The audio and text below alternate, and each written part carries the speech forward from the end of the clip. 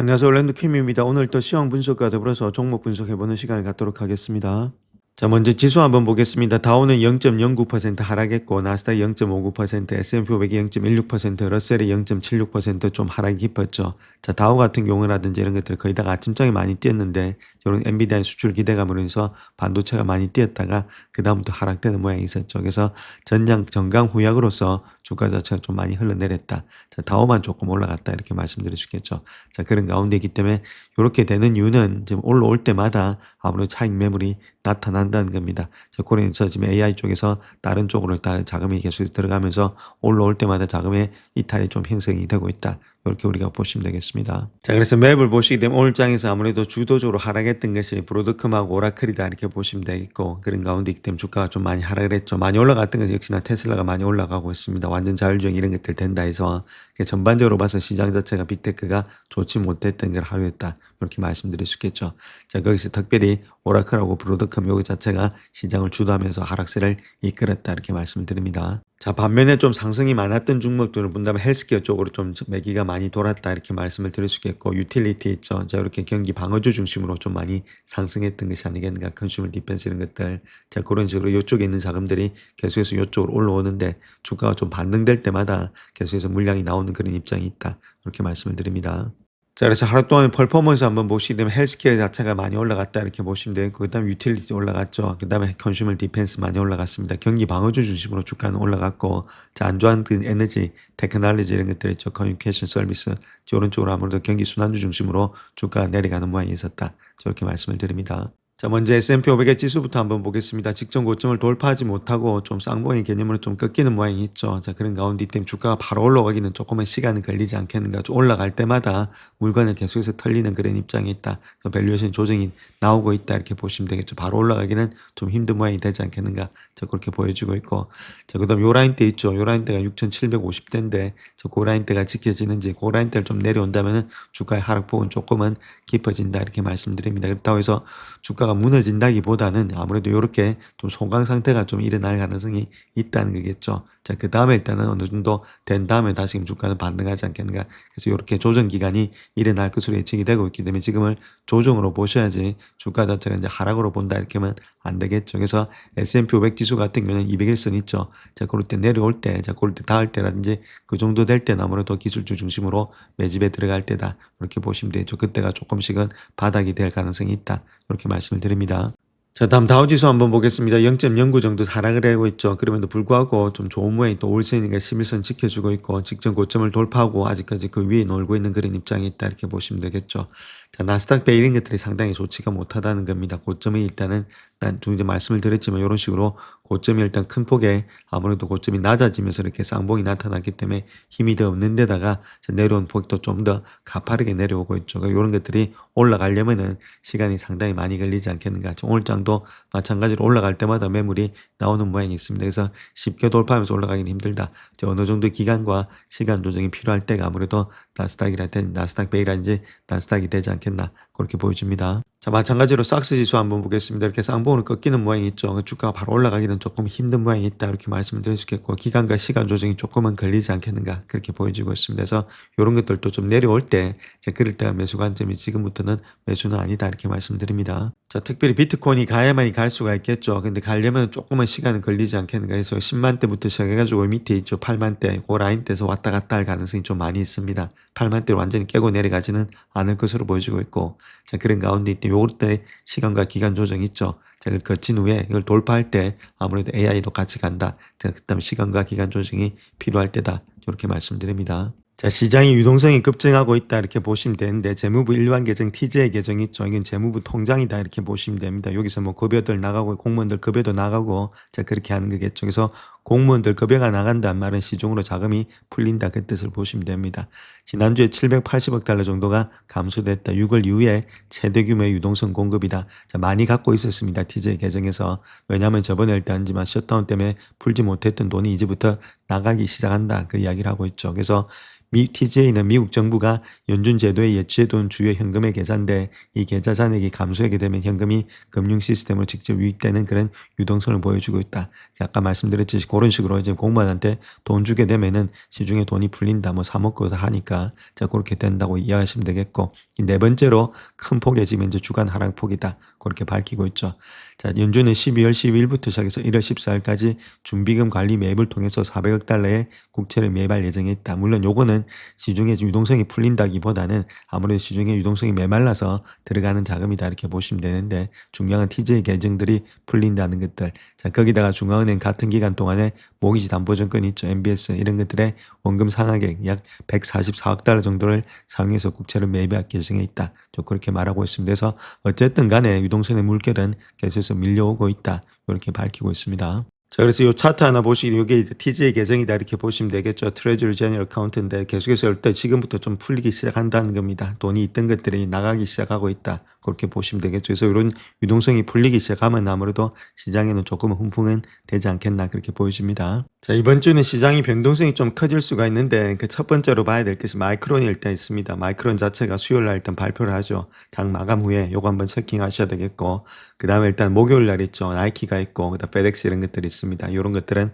아무래도 소비 관련된 거니까 우리가 체킹을 하셔야 된다 이렇게 말씀드립니다. 그래서 요럴 때 왔다 갔다 할 수 있는데 또 금요일 날에 옵션 만기를 있습니다. 그래서 요번 한 주는 상당히 변동성이 심하다 이렇게 먼저 말씀을 드리겠습니다. 자, 특별히 이번 주에는 많이 발표들이 나옵니다. 그 튜즈데이 보게 되면은 요거 일단 화요일입니다. 화요일 날 우리가 봐야 될 것이 난판 페이롤 있죠. 요거 발표되고, 그 다음에 언임플로이먼트 레이트 있죠. 실업률이 발표된다 이렇게 보시면 되겠고, 그다음에 수요일 날 있죠. 수요일 날 봐야 될 것이 core CPI 있다 이렇게 말씀드릴 수 있겠고, 그다음 이니셜 잡니스, 그다음 무엇보다 또 중요한 것은 뱅크 오브 재팬의 인트레스트 레이트 있죠. 그 금리 결정, 일본의 금리 결정이 요때 있다. 이거 상당히 중요하죠. 이런 것들이 지금 이제 수요일, 화요일 다 몰려 있다는 거죠. 그다음 프라이데이 보면 core PC가 나온다. 이렇게 보시면 되겠고, 그렇기 때문에 이번 주가 상당히 많이 변동성이 크기 때문에 또 우리가 조심해서 거래를 해야 된다. 저렇게 말씀드립니다. 자, 그 다음 또 시장 이벤트에 있어서는 금요일에 있을 S&P 500과 나스닥 100 지수의 분기별 재조정이 있다는 거죠. 그래서 이런 것들도 포트폴리오 조정을 촉발할 수가 있다. 그에 따라서 지수 자체가 왔다 갔다 할 수가 있다는 겁니다. 그래서 시장 전반의 지수의 재조정까지 겹치면서 변동성이 커질 수 있다. 이렇게 말씀을 드립니다.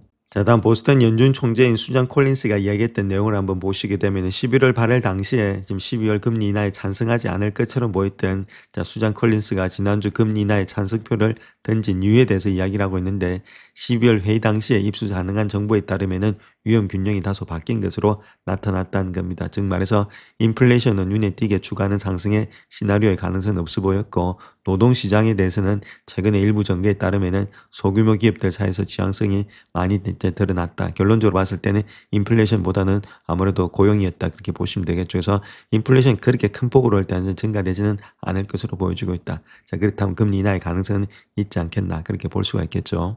자, 그래서 다음 요 차트를 보시면 난판 페이롤 있죠. 요거 자체가 이때 많이 내려갔다는 이야기가 되겠죠. 그런 가운데이기 때문에 고용이 상당히 안 좋은 모양이 있다. 요것 때문에 아무래도 금리를 낮추게 되었다. 자, 그 이야기입니다. 자, 오늘 시장도 보게 된 브로드컴, 그 다음 오라클, 마소, 자, 요렇게 일단 기술주 중심으로 주가가 계속해서 하락하고 있다. 이렇게 말씀드릴 수 있겠고, 대신에 투자자들은 소비재, 산업재와 같은 경기 변동에 더 민감한 분야로서 자금을 옮기고 있다. 헬스케어 마찬가지고, 자, 경기 변동에 민감한 분야란 말은 내년에 돈을 살포할 건데, 자, 아무래도 그렇게 되면 경기가 좋아지겠죠. 자, 그러니까 이쪽으로 자금을 옮기고 있다. 이렇게 말하고 있고, 자, 특별히 지금 AI 관련 종목의 비중이 낮은 다우존스 지수 이런 것들이 빠져도 좀 덜 빠지고 있다. 이렇게 보시면 되겠죠. 아무래도 지금 러셀이라든지 이런 것들 많이 빠지는데 다우는 더 빠진다, 덜 빠진다.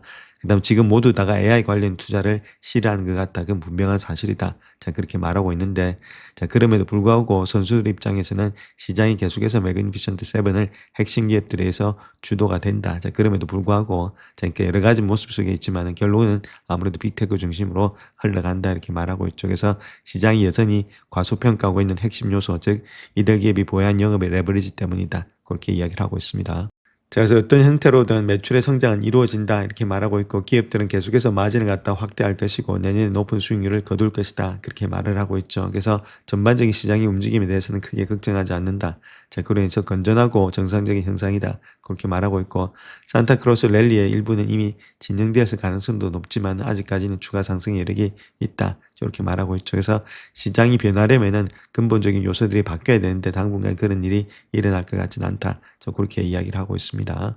자, 그렇다면 주식의 순환 매체가 계속해서 될지, 자, 거기에 대해서 우리가 봐야 될 것은 가장 중요한 것은 고용 보고서 있죠. 요거 자체가 예상보다 부진한다. 그렇게 했을 때는 아무래도 1월에 연준에서 금리 인하 가능성도 있다. 이렇게 보시면 되겠고, 특별히 현재의 신중한 정책 기조가 좀 바뀔 가능성은 현재로서 낮은데, 자, 인플레이션이 낮다든지 아니면 고용이 부진하다. 자, 그렇게 했을 때는 아무래도 좀 금리를 인하할 가능성도 있다. 이렇게 말씀드릴 수 있겠죠. 그렇지 않을 경우에는 금리 인하를 잠시금 중단할 수도 있다. 이렇게 말하고 있습니다. 그래서 가장 중요한 것은 파월이 나가기 전까지 5월달 안에 금리가 한 번은 인하가 돼야 되는데, 그렇게 하기 위해서는 아무래도 고용이 조금 더 부진해야 된다. 고용이 좋게 나오게 되면은 아무래도 이런 것들을 좀 금리를 인하하기는 좀 쉽지는 않다. 이렇게 먼저 말씀을 드립니다. 자, 그래서 대부분 시장에서 예측하고 있는 것은 정부가 제공하는 일부의 거시경제 데이터가 없어서 제대로 방향을 잡지 못하고 있다. 그럼에도 불구하고 현재 이용 가능한 데이터들을 종합해 봤을 때는 2016년도에도 성장세는 이어진다. 그렇게 말하고 있죠. 물론 다소의 둔화는 있겠지만 올해보다는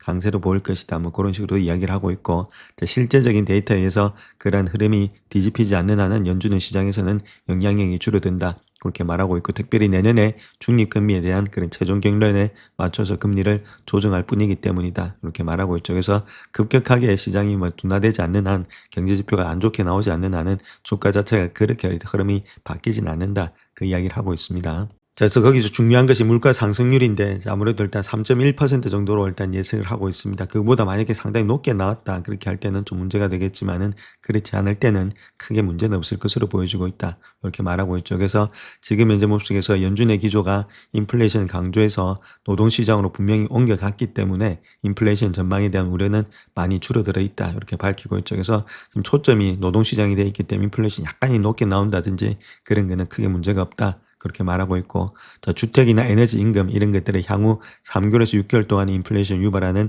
구조적인 요인들을 고려해 봤을 땐 단기적으로는 인플레이션 전망에 대해서는 크게 우려하지 않는다. 자, 인플레이션이 그렇게 급격하게 뜨지 않으면은 아무래도 금리 인하는 계속해서 될 수 있다. 그렇게 이야기를 하고 있습니다. 자, 그래서 우리가 초점을 맞춰야 될 것은 유동성이다. 이렇게 보시면 되는데, 이번에도 S&P 500의 지수에 큰 변화가 있죠. 또 종목의 지수가 편입될 가능성이 많은 종목들도 있고, 대출되는 종목들도 있는데, 자, 그렇게 했을 때 모든 주요의 롱 포지션의 트레이더들은 이번 유동성 확보를 기회를 위해서 포트폴리오를 재조정한다. 자, 그렇게 말했죠. 그래서 대형 펀드들은 이미 이번 주 이전에 포지션을 구축해 놓았고, 주말이 되면은 주문을 넣을 것이다. 이렇게 밝히고 있습니다. 자, 그로 인해서 변동성이 상당히 심하게 왔다 갔다 하지 않겠나. 자, 그렇게 이야기를 하고 있죠. 자, 그래서 투자자들이 2020년도 이전에 포트폴리오를 조정하고 보다 중립적인 입장으로 돌아가서 위험자산과 주시장의 보다 방어적인 영역에서 시장의 노출을 균형에 맞춰야 된다. 좀 방어적인 섹터에다가 돈을 투자해야 된다. 그 이야기입니다. 그래서 내년에는 산업의 순환의 여지가 더 많아질 것으로 예상이 되고 있다. 그래서 지속적인 성장이 예상되는 경제 상황과 금리나 가능성 속에서 다른 산업들이 참여할 수 있는 여지가 더 많아질 거다. 이렇게 말하고 있죠. 결론적으로 봐서 내년에는 가장 중요한 것이 은행주, 그 다음 산업주, 그런 것들에 초점을 맞추자. 그렇게 이야기를 하고 있습니다. 자, 다음 요 차트 하나 보시게 되면 중앙은행이 가지고 있는 국채 있죠. 그거랑, 그 다음에 일단 중앙은행이 가지고 있는 골드의 홀드량, 그게 이야기하고 있는데, 그 다음에 글로벌 일단 지금 스테이블 코인의 마켓 시장이 어떻게 되고 있는지 마켓이, 자, 그 이야기를 하고 있는데, 중요한 거는 2025년도 10월을 기점으로 해서 중앙은행은 더 이상 일단 국채는 매입을 하지 않습니다. 많이 매입을 하지 않고 대신에 골드를 많이 매입하겠다면 골드 값은 계속해서 올라갈 가능성이 많이 있다는 겁니다. 그 다음 두 번째, 국채 가격을 일단은 아무래도 많이 좀 떨어지면서 금리가 올라갈 가능성이 있겠죠. 이제 요걸 대신해서 누가 들어오냐면은 결론적으로 테드라든지 이렇게 글로벌의 스테이블 코인들이 들어온다 이렇게 보시면 됩니다. 2025년도 기준에서 한 309밀리언이 갖고 있는데 이 정도로 늘어나지 않겠는가. 자, 그렇게 볼 수가 있겠죠. 그래서 시장이 손바뀜이 바뀌는데 여기서 우리가 봐야 될 것은 골드를 계속해서 사고 있기 때문에 골드 가격은 올라간다. 자, 그걸 우리가 알아야 되겠다 이렇게 말씀드립니다. 자, 그 다음 또 조금 일단 시장 상황에서 안 좋은 것들을 보게 되면은 소비자들의 연말 연시 소비 심리가 조금 위축이 되고 있다는 겁니다. 11월에 미국인들이 연말에 선물 갖다 평균 한 778달러 정도 지출할 것으로 예상이 되고 있는데 10월보다는 229달러가 감소한 수치가 되고 있다. 이렇게 말하고 있고, 자, 갤럽에 따르면 2006년도 이후에 데이터 집계에서 예상 휴가 지출이 가장 크게 감소한 수치가 지금의 수치다. 이렇게 말하고 있죠. 또한 작년에 11월 예상치인 1012달러보다도 234달러가 낮은 수치다. 작년보다도 못하다는 겁니다. 2008년도에 금융위기 당시에 11월 하락폭이 마이너스 185달러였다. 그렇게 말하고 있죠. 그래서 지금은 고소득, 저소득 모두 다가 기대치를 낮추고 있다. 그렇게 말하고 있죠. 특별히 스태그플레이션이 미국 소비자 지출에 좀 굉장히 부담을 주고 있다. 그렇게 말하고 있습니다. 좀 다들 불확실하니까 조금은 지출을 줄이고 있다. 이렇게 밝히고 있습니다. 자, 그래서 이 차트를 보시게 되면 229달러는 이렇게 감소가 됐다는 겁니다. 2025년도 들어서 가장 큰 폭이 지금 이제 감소세가 되고 있다는 거죠. 2006년도 이후부터 시작해서 그만큼 일단은 지금 시대가 불확실하기 때문에 사람들이 지갑을 닫고 있다. 요런 것들이 조금은 유동성에 또 문제가 생길 수가 있다. 이렇게 말씀드립니다. 자, 또한 2026년도에는 더 많은 순환매와 더불어서 상승의 여력이 있을 수 있다. 그렇게 예측이 되고 있는데, 자, 그 내용에 대해서 한번 살펴보겠습니다. 자, 그래서 그 이론이 어떤 이론이냐 했을 때는 100년 전에 찰스 다우가 개발한 다우 이론인데, 저 거기서 다우 운송지수 있죠. 트랜스포테이션 에버리지 이런 것들이 상승할 때가 비로소 강세장이다. 저 그렇게 이야기를 하고 있습니다. 자, 그래서 미국의 경제 상황을 가늠하는 데 흔히 사용되는 운송자 지수가 이달 들어서 상승세를 보이면서 헤드 앤 숄더의 패턴이 바닥이 형성이 되고 있다. 그렇게 말하고 있죠. 자, 그로 인해서 2026년도 사상 최고치를 경신할 가능성이 높고 최근 시장 추세에 더욱더 이어질 가능성이 많이 있다. 그래서 실제로 다우 운송 지수는 지난 후반부에 새로운 최고치를 경신하고 있다. 자, 그렇게 말하고 있습니다. 자, 운송 지수가 사상 최고치를 경신하고 다우 지수가 상승세를 이어간다면은 주요 상승 추세를 확인하는 신호가 될 거다. 그렇게 말을 하고 있죠. 자, 여기서 우리가 하나 봐야 될 것이 가장 중요한 것이 운송지수가 가면은 어떻게 일단 미국의 경제 상황을 가늠할 수 있느냐. 운송지수가 그만큼 중요하나. 그렇게 했을 때는 자, 요거 자체가 운송을 한다는 말은 전국적으로 물류가 계속해서 늘어난다는 이야기겠죠. 물류가 늘어난다는 말은 사람들의 소비가 많이 늘어난다는 이야기가 되겠죠. 그래서 소비가 안 늘어난다면 뭐 이렇게 운송지수가 아무래도 딱 막혀버린다는 겁니다. 그래서 운송이 활발할 때 보통 보면 경기가 올라갈 때다. 자, 그런 것이 현재의 경제 상황이기 때문에 이것들이 올라가고 있다는 말, 앞으로의 장이 좋아진다. 그 이야기를 하고 있습니다. 자, 조금 더 보수적으로 보는 데도 있겠죠. 뱅크 오브 아메리카 같은 경우는 S&P 500의 지수가 2016년도에 7,100까지 상승할 거다. 그렇게 큰 폭의 상승은 안 일어난다. 그 이야기를 하고 있습니다. 가장 비관적인 예측을 하고 있는데 그 이유에 대해서 한번 살펴보겠습니다. 자, 그래서 7,100 정도를 갖다가 타겟으로 보고 있는데, 이제 EPS의 추정치는 310달러에서 한 14% 정도의 성장, 그 다음 불과 배열 레인지를 본다면 5,500에서 8,500까지를 보고 있다. 자, 그런 식으로 이야기를 하고 있습니다. 자, 그래서 올해는 다중반사 감소 현상이 상당히 많이 나타날 것으로 예상이 되고 있다. 그렇게 말하고 있고, 특별히 시장의 대부분을 차지하는 기업들이 경기 변동에 민감한 기업들이 아니고 소위 꿈의 기업들이다. 이렇게 말하고 있죠. 그래, 이러한 기업들은 2016년도엔 다소 침체기를 맞을 가능성이 많이 있다. 그렇게 말하고 있고, 자, 월가의 다른 많은 전략가들과의 의견과는 많이 상반이 되고 있는데, 인공지능이 향후 1년 동안의 강세장을 이끌 것이다. 그렇게 대부분 예상하고 있죠. 자, 근데 현재까지 가장 낙관적인 전망을 내놓은 근데 오펜하이머 같은 경우는 내년 8,100까지도 예측이 되고 있다. 자, 그렇게 말하고 있고, 자, 도이치뱅크도 8,000까지 전망을 하고 있죠. 자, 그 밑에 깔려 있는 것은 기술주가 깔려 있는데 요 사람 기술주보다는 아무래도 경기 변동주, 자, 그쪽에 더욱더 초점을 맞춰야 된다. 그 이야기를 하고 있습니다. 자, 그래서 뱅크 오브 아메리카에서는 인공지능이 노동시장에 영향을 미치기 시작하는 내년에도 기술주의 하락세는 지속될 거다. 그렇게 말하고 있고, 지금까지 경제 침체의 직격탄을 맞았던 저소득뿐만 아니라 넓은 범위의 소비자들이 어려움을 겪게 될 것이다. 그렇게 말하고 있죠. 지금 어느 쪽을 선택해야 될지 고민되는 시점인데 AI 관련 주식이 유망하다면 많은 일자리가 사라질 것이고 내년의 소비 패턴의 변화를 의미할 수가 있다. 그래서 지금 모든 것이 최고로 좋은 방향으로만 가격이 형성되고 있는 것은 아닌지 우려가 되고 있다. 자, 그렇게 말하고 있습니다. 결과적으로 봤을 때 투자자들이 필수 소비재 기업에 대한 투자 비중을 늘리고 이미 소비재 기업의 주식에 대한 투자 비중을 줄일 것으로 권고하고 있다. 그렇게 말하고 있죠. 그래서 필수 소비재 이런 것들 좀 주의해서 봐야 될 때다 이렇게 밝히고 있습니다. 자, 스페이스X가 내년에 사상 최대 규모의 IPO를 기록할 수 있다. 자, 그렇게 했을 때 우리가 투자자들은 어떻게 투자를 해야 되냐. 자, 그렇게 이야기하고 있는데 그 내용에 대해서 한번 살펴보겠습니다. 자, 그래서 X가 내년에 일단 이 기업 공개 IPO를 준비 중에 있는데 그 기업의 가치는 한 1조 5천억 달러에 달할 것으로 알려지고 있다. 그래서 2019년도에 사우디 아람코가 세운 IPO 기록을 경신할 가능성이 있다. 그렇게 말하고 있죠. 자, IPO의 최대 수혜자는 누구냐? 그렇게 했을 때는 소수의 개인 투자가, 그 다음에 상장된 우주 관련 기업들, 자, 그리고 뭐 로켓넷 같은 거 있죠. 그 다음에 스페이스X의 IPO를 성사시키기 위해서 경쟁하는 투자은행들, 딱 세 가지다. 이렇게 보시면 돼요. 뭐 개인 투자가 우리하고 상관이 없고, 자, 우주 관련 기업들, 자, 그 다음에 일단 투자은행 요 두 가지 종목들이 날아간다. 이렇게 말씀을 드립니다. 자, 그래서 월스트리트저널에 따르면 스페이스X는 기업 공개 가능성을 타진하기 위해서 월가에서 투자은행이 물색에 나선다 그렇게 말하고 있죠. 자, 그런 가운데 있기 때문에 아무래도 또 투자은행 쪽이 좀 수혜를 받을 가능성이 많이 있다 그렇게 말하고 있습니다. 자, 특별히 이제 이번 주에 아무래도 관련 자문된 그런 은행의 관계자들 만날 예정이 돼 있다 이렇게 말하고 있죠. 그렇다면 이번 주부터 또 주가의 상승의 여력이 좀 있지 않나 저 그렇게 말하고 있습니다. 자, 그 다음 또 봐야 될 회사들이 로켓 회사들이 있죠. 경쟁 관계에 있는 회사들. 그 중에서도 로켓랩이 가장 크게 유리하게 작용이 될 수 있는데, 스페이스X 발사 사업과 가장 유사한 상장 기업이 로켓랩입니다. 그래서 이거는 또 소형으로 일단 소형 유선을 많이 발사하고 있죠.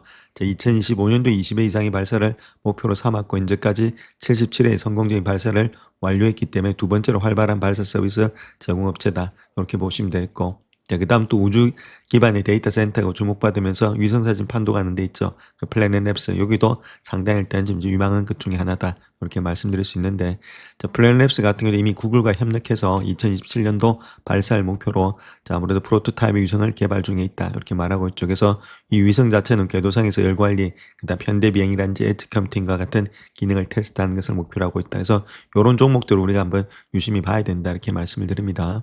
자, 현재 그래서 봐야 될 섹터가 아무래도 은행이라든지 금융주 이런 것들이 좀 우리가 봐야 될 종목들이다. 그래서 급등세를 보이고 있고, 자, 아무래도 지역 은행들이, 리저널 뱅크들이 많이 급등세를 보이고 있다는 이야기가 되겠죠. 그래서 아무래도 이렇게 선정한 최고 주식의 목록에 포함되어 있는 것들이 은행주다. 그래서 거기에 대해서 한번 살펴보겠습니다.